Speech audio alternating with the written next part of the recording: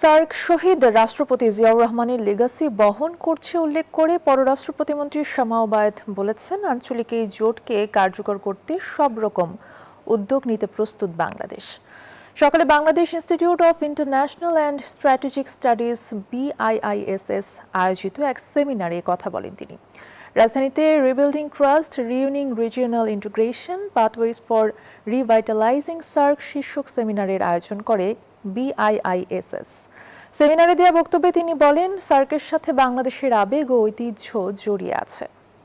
SARC carries a special historical meaning for us. It is a diplomatic legacy of late President Ziaur Rahman, whose vision helped place South Asian regional cooperation on the formal agenda. But that legacy is not only a matter of the past, it also speaks directly to Bangladesh's future. Bangladesh First is more than a slogan. In our foreign policy, it includes building a neighborhood that supports Bangladesh's security,